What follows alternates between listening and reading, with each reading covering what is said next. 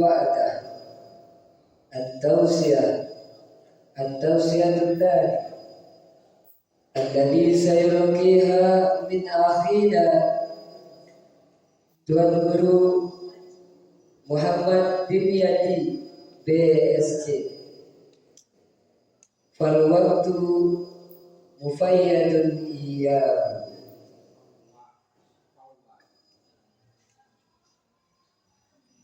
Acara selanjutnya, tausiah kedua yang akan disampaikan oleh Tuan Guru Muhammad Dimyati. Waktu dan tempat kami persilakan.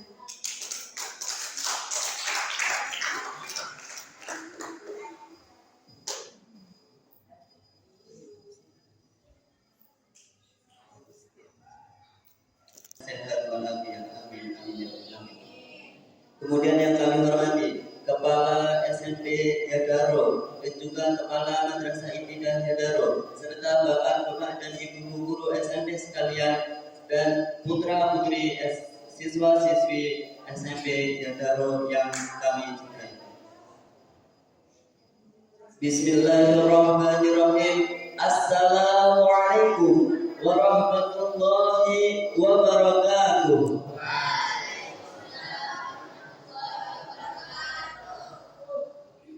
Alhamdulillahilladzi hadana bi'abdihil muhtari man da'ana ilaihi bil idni wa qad nadana labbaika ya man dallana wa hadana shalla alaika Allahu barikal ladzi bika ya musyaffa khassana wa habana ma'a alikal adhar ma'a alikal adhar humati dinika asbahu liwala'i unwana wattabi'ina lahum bisidqin ma hada hadil hayyadal asjana wallahi ma fikral habibu ladal muhib illa wa adha waliha wa naswana.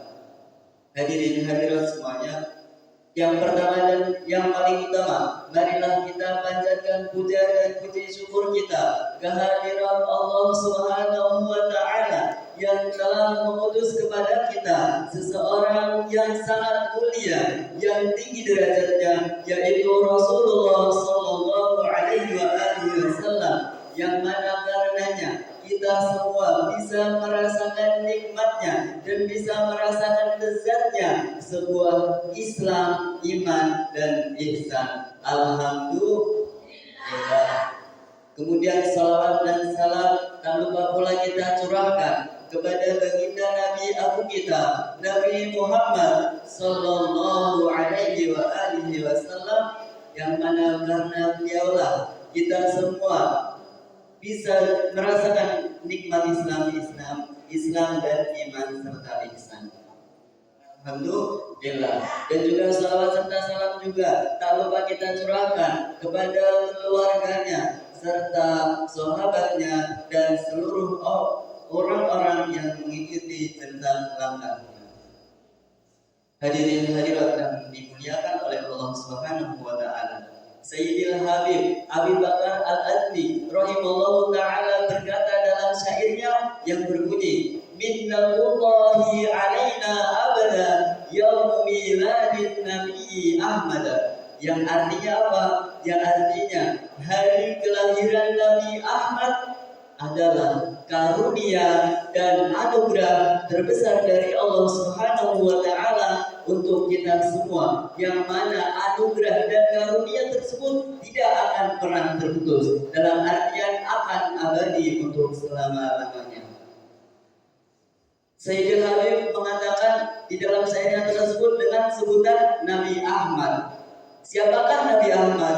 Nabi Ahmad adalah salah satu nama daripada nama Rasulullah Sallallahu Alaihi Wasallam yang telah Allah sebutkan di dalam firman-Nya yang berbunyi, wa mubasysyiran bi rasulin ya'ti min ba'di ismuhu Ahmad, yang artinya yang membawa kabar gembira akan datang atau akan lahir setelahku seseorang Rasul yang akan membawa gembira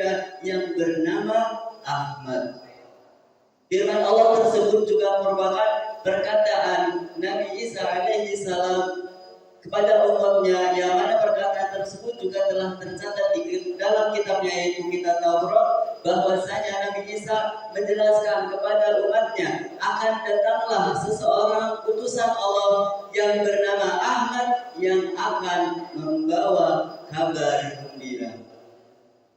Hadirin hadirat yang dimuliakan oleh Allah Subhanahu wa taala. Jadi jauh sebelum Rasulullah Shallallahu Alaihi Wasallam dilahirkan, telah ada kabar-kabar dari nabi-nabi terdahulu dan kitab-kitab terdahulu bahwasanya di akhir zaman akan datang atau akan diturunkan seseorang yang akan membawa kabar gembira, yaitu Rasulullah Shallallahu Alaihi Wasallam. Hadirin hadirat yang dirahmati oleh Allah. Kemudian karunia dan anugerah ini menjadi nyata sejak dari Rasulullah Shallallahu Alaihi Wasallam di dalam kandungan uminya, yaitu Sayyidah Aminah radhiyallahu anha. Bagaimana tidak? Karena pada waktu itu, pada kala itu telah diserukan di langit dan di bumi bahwa Sayyidah Aminah telah mengandung seseorang yang sangat mulia, seseorang yang tinggi derajatnya, yaitu Rasulullah Shallallahu Alaihi Wasallam.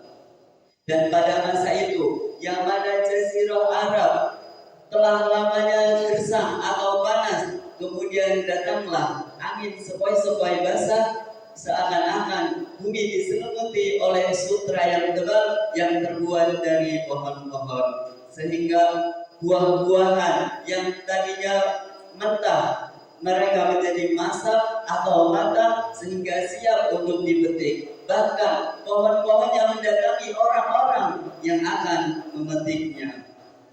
Selain itu, hewan-hewan ternak kaum Quraisy pada masa itu mereka saling membicarakan dengan pembicaraan mereka, dan mereka berbicarakan dengan bahasa Arab yang fasih. Mereka membicarakan bahwasanya telah datanglah masa di mana Nabi akhir zaman akan segera dilahirkan.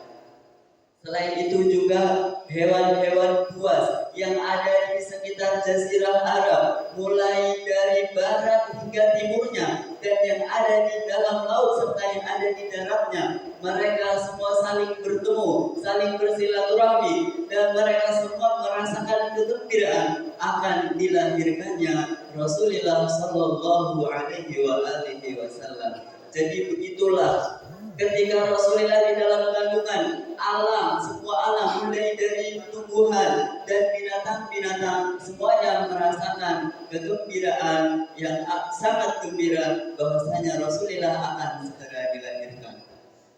Hadirin hadirat yang dirahmati oleh Allah Subhanahu wa taala.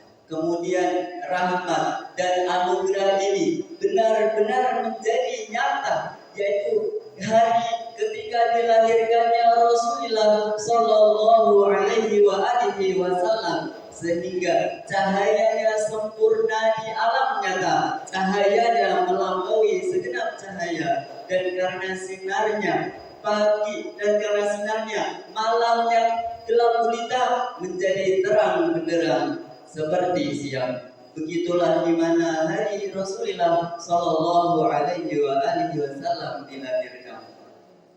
Hadirin hadirat yang dirahmati oleh Allah Subhanahu wa taala. Dengan dilahirkannya Rasulullah dan dengan dijadikannya kita semua sebagai umat beliau, ini adalah anugerah dan karunia terbesar dari Allah Subhanahu wa taala untuk kita semua. Karena apa? Karena kita semua telah dipilih oleh Allah Subhanahu wa taala sebagai sebaik-baik umat atau sebaik-baik manusia yang ada di muka bumi ini. Dan ini telah disampaikan oleh Allah Subhanahu wa taala di dalam firman-Nya yang berbunyi, "Kuntum khaira ummatin ukhrijat linnas." Yang artinya apa? Kalian adalah sebaik-baik manusia yang dikeluarkan untuk manusia. Jadi inilah kekhususan kita sebagai umatnya Rasulullah Shallallahu Alaihi Wasallam, bahwasanya kita semua adalah manusia pilihan dan manusia terbaik yang telah Allah Subhanahu Wa Taala pilih menjadi umatnya Rasulullah Shallallahu Alaihi Wasallam. Sehingga dari sini Sayyidil Habib Abi Bakar Al-Adwi berkata lagi di dalam syairnya yang berbunyi, ayyuhar raji sawaban daiman abada wajhil qalba tanalal madada, yang artinya apa? Wahai orang-orang yang mengharapkan ganjaran atau pahala yang abadi, wajhil qalba, arahkanlah hati kalian, maka kalian akan memperoleh harapan-harapan itu. Maksudnya gimana? Maksudnya adalah wajhil qalba, arahkanlah hati kita semua kepada Rasulullah Sallallahu Alaihi Wasallam dengan selalu mengisinya dan mengingatnya dan mempelajari kisah hidupnya serta berjalan dan meniti di atas sunnah-sunnahnya, sehingga kita semua layak kelak mendapatkan syafaatnya Rasulullah Sallallahu Alaihi Wasallam di hari kiamat. Amin, amin ya rabbal alamin. Sehingga karena anugerah ini Allah Subhanahu Wa Taala memerintahkan kita semua, bahkan Allah Subhanahu Wa Taala juga memerintahkan seluruh malaikat untuk bersalawat kepadanya. Yang Allah Subhanahu Wa Taala berfirman di dalam kitabnya, innallaha wa malaikatahu yusholluna 'alan nabi ya ayyuhalladzina amanu shallu 'alaihi wa sallimu taslima. Allahumma shalli wa sallim ala sayyidina Muhammad wa ala ali sayyidina Muhammad. Jadi, bagaimana cara kita mensyukuri atas karunia dan anugerah ini? Yaitu dengan banyaklah kita bersalawat kepadanya, kemudian mempelajari kisah hidupnya dan senantiasa mengikuti atau berjalan atau meniti di atas sunnah-sunnahnya yang telah beliau ajarkan kepada kita semua. Ya Rabbi haqiq hubbana fil Mustafa wahdina lil a'mali sholihati abada. Ya Rabb, ya Tuhan kami, ketubuhkanlah di dalam hati kami cinta kepada Rasulullah Sallallahu Alaihi Wasallam dan tuntunlah kami selalu agar senantiasa melaksanakan amal-amal saleh. Amin, amin ya rabbal alamin. Demikianlah yang bisa saya sampaikan. Kurang lebihnya mohon maaf. Wabillahi taufiq wal hidayah wal ridha wal inayah. Wassalamualaikum warahmatullahi wabarakatuh.